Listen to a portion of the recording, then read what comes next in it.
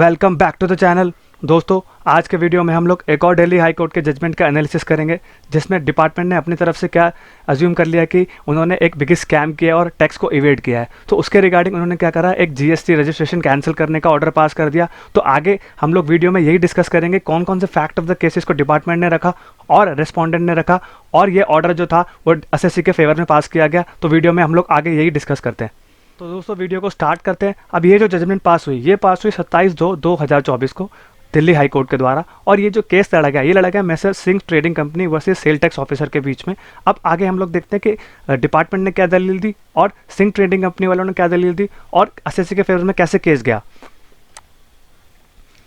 अब नीचे जजमेंट में आते हैं। एक ऑर्डर पास किया गया 19/9/2023 को, जिसमें बोला गया कि हम पिटिशनर का यानी कि जो भी सिंह ट्रेडिंग कंपनी का कि भाई हम लोग आपका जीएसटी नंबर कैंसिल कर रहे हैं। बट उससे पहले 20/7/2023 को उन्होंने एक और शोकॉज नोटिस दिया था कि हम आपका जीएसटी नंबर कैंसिल कर रहे हैं। अब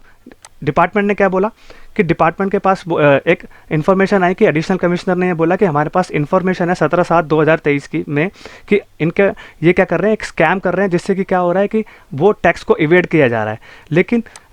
क्या करा, पेटिशनर ने क्या बोला कि उसका रिप्लाई सबमिट करने के लिए बोला गया था, लेकिन पेटिशनर ने कोई रिप्लाई उसका सबमिट नहीं किया।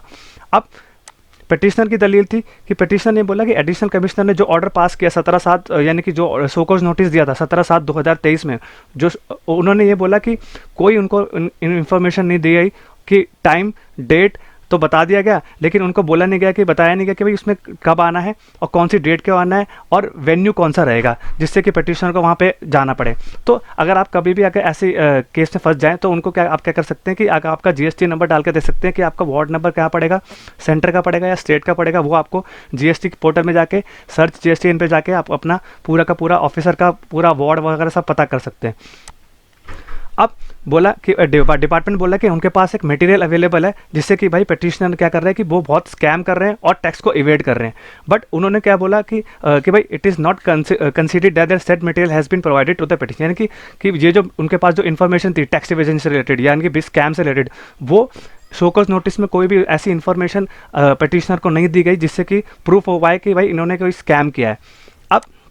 जो 19/9 जो अब क्या करा गया, अब ये जो इन्फॉर्मेशन पिटिशनर को नहीं दी गई उसके रिगार्डिंग में क्या करा, जो ऑर्डर था 19/9/2023 को सेट असाइड कर दिया गया और प्रॉपर ऑफिसर को बोला गया कि भाई आप जो भी आपके पास रिकॉर्ड्स पड़े हैं, प्रॉपर रिकॉर्ड्स पड़े हैं, वो क्या करिए, आप पिटिशनर को शोकॉज नोटिस के जरिए उसको भेजिए। और जब ऑर्डर पास हुआ 27/2/2024 से के एक वीक के अंदर अंदर आप क्या करिए, उससे रिप्लाई सबमिट करवाइए और उसके बाद प्रॉपर एजुडिकेशन करिए और शोकॉज नोटिस का जो भी 2 वीक्स के अंदर अंदर उसको अपॉर्चुनिटी दीजिए कि भाई आपको जो भी जब वो रिप्लाई सबमिट करेगा उसके 2 वीक के अंदर अंदर आप पर्सनल हियरिंग के जरिए आपसे पूरा उससे रिकॉर्ड मांगे और उससे पूछिए कि आपने जो भी ये टैक्स को इवेड किया है, ये क्यों किया है, ये किस लिए किया है, और किया भी है तो क्यों करा है, नहीं भी किया तो भी रिप्लाई सबमिट करवाइए। और क्या करा, उसके बाद क्या करा, पिटिशन को डिस्पोज ऑफ कर दिया गया और पूरा टैक्स पेयर को रिलीफ प्रोवाइड किया गया। भाई अपना प्रॉपर रिप्लाई सबमिट करिए और पूरे प्रॉपर रिकॉर्ड दीजिए और ऑफिसर को बोला गया कि आप पूरे रिकॉर्ड्स मांगिए कि भाई आपने जो भी टैक्स इवेजन सोचा हुआ है वो टैक्स इवेजन हुआ भी है या नहीं हुआ।